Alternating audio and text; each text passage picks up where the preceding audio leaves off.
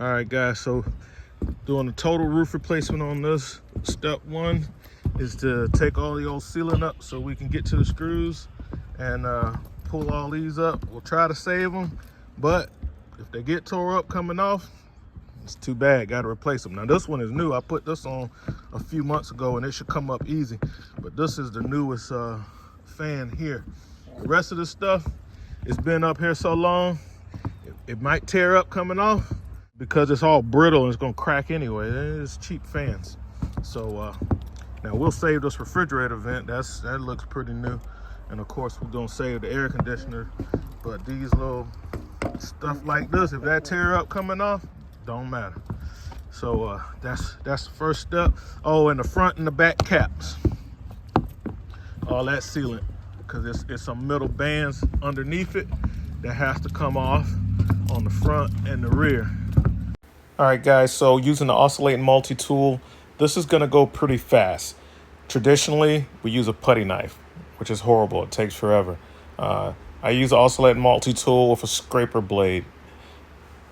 The rigid blade is going to cut a lot deeper. You see how it's cutting through the TPO material. So you want to use a flexible blade if you're not replacing the roof.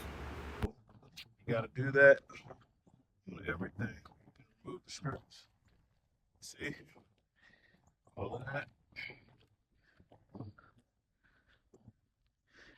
And just in case you might run into a little rain or something, don't pull them off until you're ready to have your tarps and stuff ready or whatever. You can see where the roof is rotting when you start to tear this up. So we got a spot right here that's compromised. And, we already know underneath here is rotten.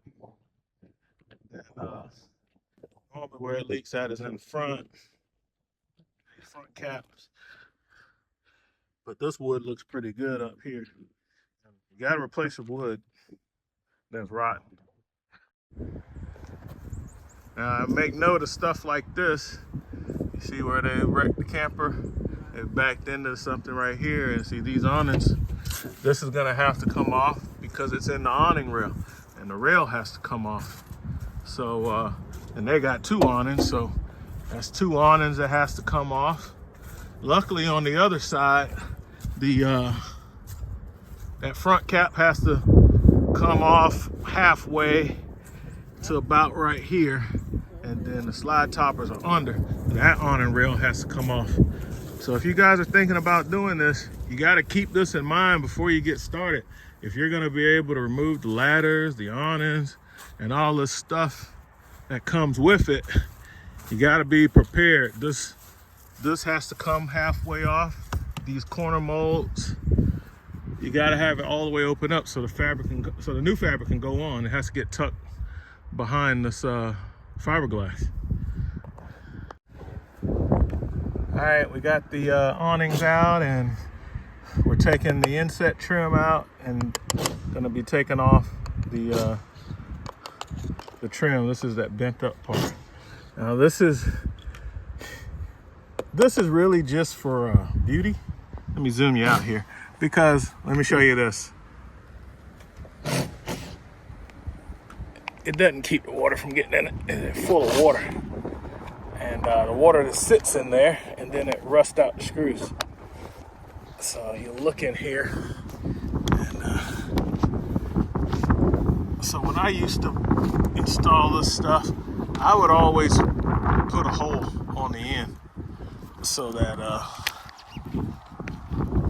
the water will have a way to escape, because you're not stopping it from getting in there. You're mainly stopping it from getting out. It's easy. So, and you can tell where you had problems because the screws are going to be rusted. You see here. So that has to come off. I'll give you a shot of this side. See, we take the awning tubes out. There's one. This had two awnings on this unit, so So this is the next step. After you take the awnings off, you take the awning rail off and all other rails.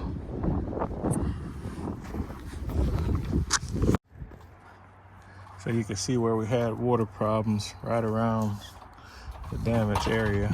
All the screws are rusted. And then when you get towards the bottom, they're fine. All right, guys, so I'm finally gonna try these X-Outs. These are the Blue Point. I think they're rebranded. I think X-Out makes them because it says it on the paper right there. Let's see if this works. I got a number 2 Robeson square. So here's the number 2 bit. I'm gonna see if this will get the stripped out fastener out. So I also have these Titans, just came from an auto parts store. So if these don't work, I'll try those. Put it in the Makita here, and let's see what it does. All right, guys, so I went and moved to the number 3 just because it's a square, not a Phillips. Get up. Now, I ain't doing nothing. That's not working. And if the number 3 is spinning, I doubt the number 2 will work. Let's try that cheap set from the auto parts store. So it's gonna be a fail on these number 2 square bits. It's I'll show you the number 2. I mean, I'll try it.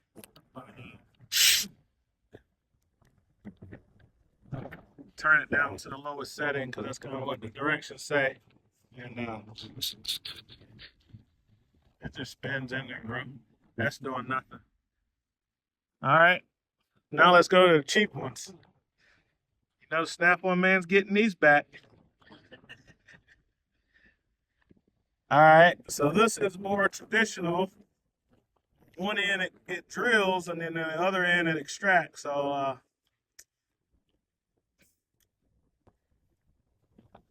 we're gonna go with this number 2. See, it has a drill bit this end. So we'll start with the drill bit end, and that's gonna be in forward.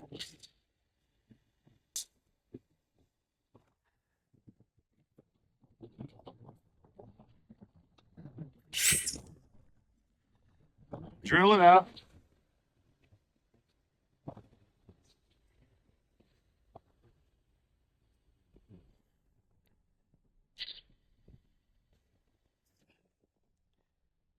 Drill doesn't seem to be doing anything.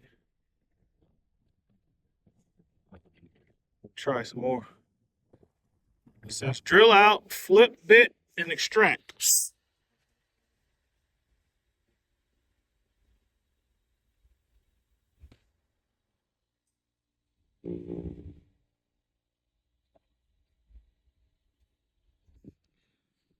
So dull. This is brand new. The drill bits on this suck, guys. Slow it down a little bit.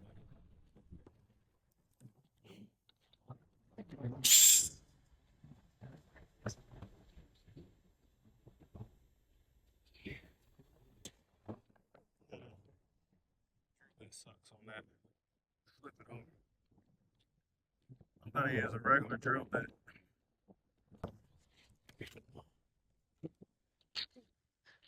Nah, that ain't doing nothing. Let's go up to the number 3 size. See if that'll work. Going to the number 3 size now, guys.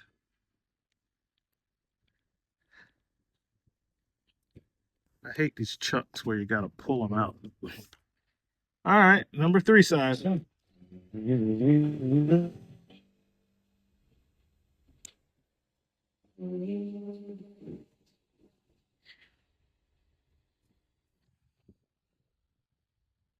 Drill bits just suck on these things.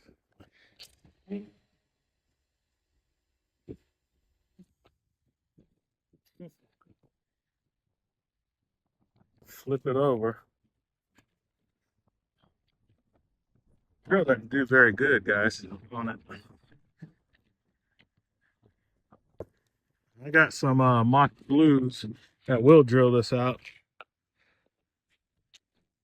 But let's try the extractor. It drilled it out some. I think we're gonna have success. I bumped it a little bit. It seemed like it moved. Look at there. Nice. So the drills don't work so well on it, but the extractor does work. Kind of like my Icon. It's like a miniature version of those Icon ones that I use. And I know those work. Yeah, it worked. Got it. All right, so if you're lucky, most of the butyl tape stays up there. Let's clean up off of the rail. All this stuff has to be taken off the rail. I leave the rails laying out on the side where it's at, so it goes back up the same spot. And then front cap has to come loose, and the rear cap has to come loose. The ladder has been taken off, and this is gonna have to come off as well. But I'm not gonna break the seal on the front and rear caps until after I'm ready to actually start pulling all the stuff off and going back on top with it. Sky's clearing up really good, so got some gray clouds over there, which is why I was a little cautious. I need to do this, you know, within a couple of days and just knock it out before the rain comes. So that's what we got. So take this rail off, these side rails, and then start tearing stuff off the top of the roof and setting it down. The air conditioner, I have to go on the inside to get that. All right, but yeah, so I get the rest of this off, and then that's gonna be it as far as the exterior stuff that has to be removed. The rest will be on top. All right.